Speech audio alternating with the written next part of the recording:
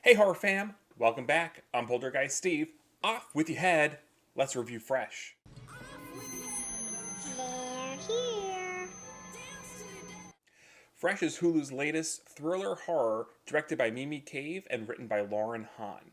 It is starring Sebastian Stan, Daisy Edgar Jones, Jojo T. Gibbs, Andrea Bang, Deo Okaniyi, and Charlotte Laban. Fresh is a interesting take on dating. Now, I'm kind of fortunate that I kind of missed a lot of the dating apps.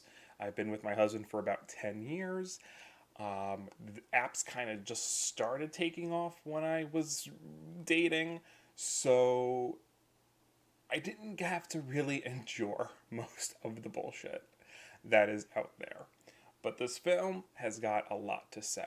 So let's start off with the pros. So I thought the performances were fantastic. I thought that Daisy as Noah was so intriguing as this character. Really, you could kind of just see the exhaustion, right from the get go that she has with these dates. The film opens up with this date that clearly isn't going well. The guy is pretty much a douche, and she's over it. She's over it, and I would be too. And then kind of flipping to what it's like getting messages, unsolicited dick pics, for example. Kind of all the bullshit that women, and I would say some men too probably, but mostly women have to deal with on a daily basis.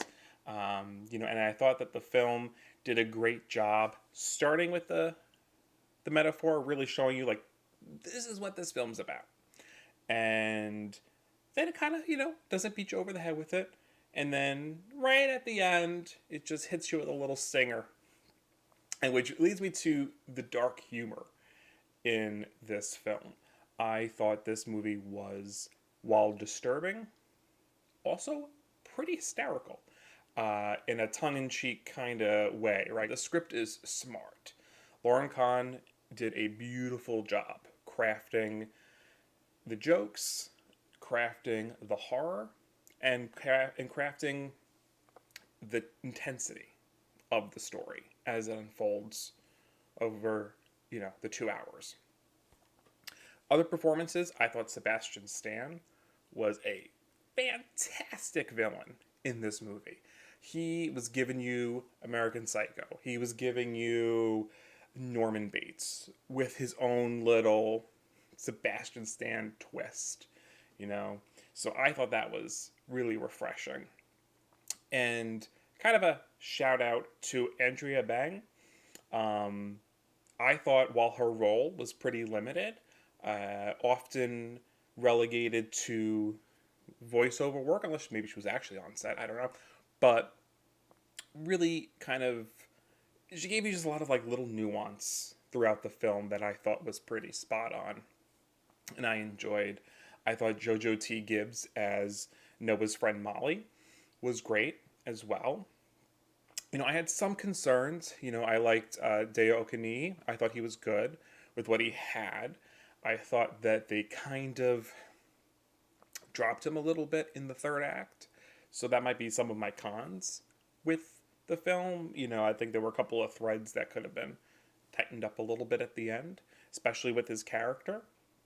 Unless it was done intentionally, I might have to give it another viewing to see, like, was there a point being made here?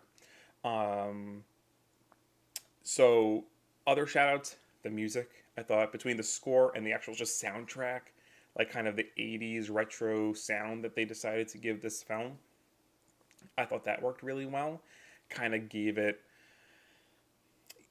I think that's why I kind of got a lot of American Psycho from this film. I think the music choice paired with who Sebastian Stan was as Steve really, like the music added to his character. Like that was his music of choice, right? So that's the music he was playing, and it kind of added a lot to what he was doing on screen. So I thought that was excellent. But the lighting and camera work in this film was beautiful, especially, and I don't want to, this is a spoiler free review, so I'm not going to give anything away, but certainly in the middle of the film, they do a lot of great shots with like reds, really warm lighting, and I thought, specifically, with Sebastian's character, I thought that looked great. It was definitely like, you know, it was delicious to look at, which is funny given what this film is about.